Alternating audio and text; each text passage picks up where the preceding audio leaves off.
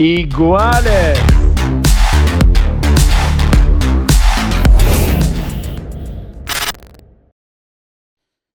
Tommy, welcome to the podcast. Welcome to IGUALES. Welcome to Madrid. How are you feeling? How's been the day so far? Good. But I noticed that I don't think I'm on this table. I'm not sure. You might be. I think you are I'm a actually. little but bummed. I might tell the guys over Add me to on fix there. this. They gotta fix this. But yeah, how's the day? How was everything? Good. Yeah, I got in yesterday. Flew in from Miami. So A long flight.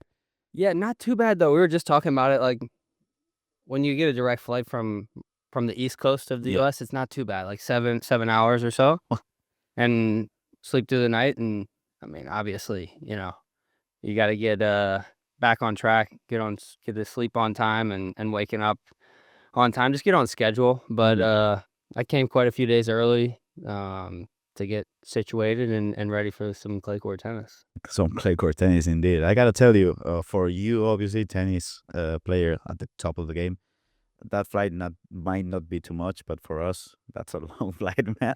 Yeah, true. It is.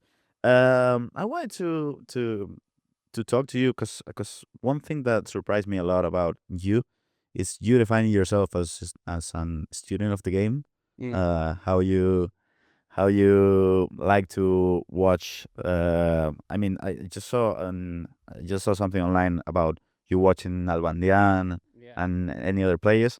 I just want to talk about that because Yeah, that just absolutely. just blew my mind. I mean, do you like to watch the games that happened 10, 20 years ago, even farther? Absolutely. And I haven't always been that way. Honestly, growing up, I didn't watch any tennis at all, and I would say probably around, I guess when I was like 22, Yep. I started watching like all the tour matches. Yep. Because I'm really playing these guys, and it's a good opportunity to learn people's games. I remember I got injured one time, and I was missing Indian Wells in Miami, and I really tuned in and watched Everything. every single match. And usually now, I only watch matches when I'm at the tournament. Once I lose at the tournament, no more tennis, no more. But I really, like you said, I like going back and watching. I call them the old timers. Like Yeah. I like going back and watching a lot of retired players play. And I mean, I think the game has changed a ton. Yep. But the way that they approached it is so similar to now. Maybe they had more holes in their game. Yep. I think now there's not too many guys with any holes. Like everyone plays very consistent on both sides, forehand, backhand. Everyone has either a good serve or a great serve now. Back in the day, I feel like there were guys with not very good serves. There's guys who had terrible backhands, but they were so good at hiding it. They made their hole that is this big, they made it this big. So they made up for it with forehands. They made up for it with movement. Obviously, the ball is moving a little bit slower Yep. back then, but they still found a way, and they were, I mean, incredible players and real pioneers in our sport. Do you think you watch it as obviously to learn stuff, as you said, the things they were really good at, but entertainment as well? Would you say? Definitely. I mean, my coach worked with Jim Courier, so I like going back and watching some matches of his, and maybe talking a little shit to my coach about it. Like how you let him do this, and then also at the same time, like, I mean, he was an unbelievable player. I mean, some of the things he was able to do was crazy impressive. Trying to think of the guy who I love watching the most, Edberg. Edberg. Oh, I love watching Edberg play. More recently is Nalbandian. Yeah.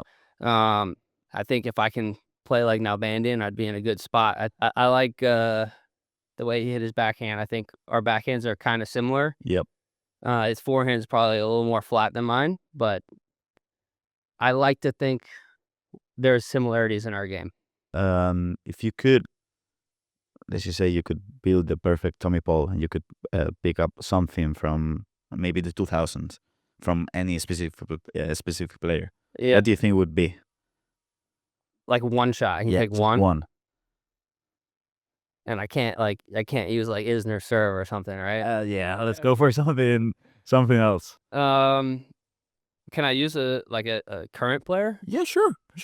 I think prime Tsitsipas forehand is pretty amazing. And same with Alcaraz. I think both of their forehands when they're on, it's crazy. And I think maybe Tsitsipas more because he has to move more to hit it. Yep. He has that hole on the backhand side, but he covers it so well by hitting great quality forehands all the time, and he moves to his left unbelievably well to find the forehand. I think his at one point, at least, his forehand was the best on tour. I mean, you were talking about like players back in the days having holes in their game. Yeah. Could you imagine Tsitsipas playing maybe, I don't know, 20 years ago? Yeah. And how do you think he'll do? I think he'd do really well. I mean, I think there's even 20 years ago, there's guys that would give him quite a bit of trouble. Yep. Like, I mean, I think the way that Agassi plays would be a bit of a nightmare for Tsitsipas. Of course. But I think, you know, he's a good competitor, and he has that forehand weapon that can also make him uncomfortable. And I think on clay, he would enjoy playing Agassi probably. Well, that'll be a crazy match, I can imagine. We don't have much time, but I do have one quiz that I'm enjoying so far because I'm trying to do a quiz to everyone that comes here into the podcast, and it's basically I'm gonna tell you, you're gonna tell me, sorry, the other way, the 10 winners of the MUTUA Madrid Open for the past 10 years, and basically at the end of the whole podcast, we're gonna have a leaderboard, and hopefully you'll be at top. Oh, okay. So I guess last year, Rublev. Yeah, that's 1 out of 1. 2023. Alcaraz. Yeah, 2 out of 2. 2022. Novak. No, Zverev. Alcaraz. Alcaraz 2 times in a row? Yeah, Okay. 2 in a row. Zverev. 2021, that's it. Yeah, 3 out of 4. Now we jump onto 2019.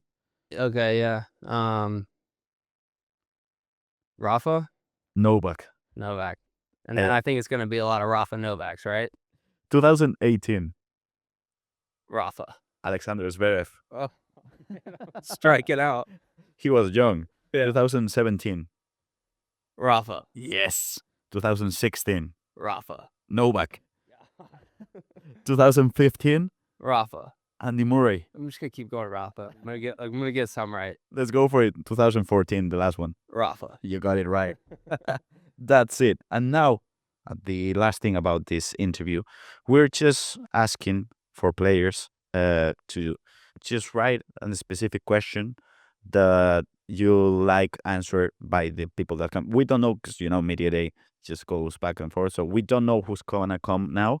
But I would like you first to reply to the question that was being asked in here by Pedro Martinez, the Spanish player. He asked me a question, or he just asked a question? He asked someone a question. That someone is you. And it's basically, how many years do you think you'll keep playing? How many more years? Yeah. Okay.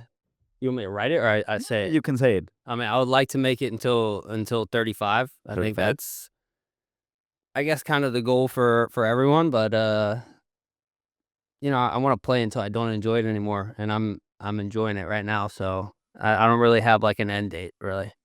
That's a good answer. And then just one question to whoever comes next, which we don't. I don't know. Media Day is a crazy day, It could be anything, really. I want to make it good, though, I know what you mean. Help me out here. I mean, the one thing about like the 2000s and stuff, like 20 years ago, like maybe, I don't know. Who's your favorite player from the 90s? Yeah, that's a good one.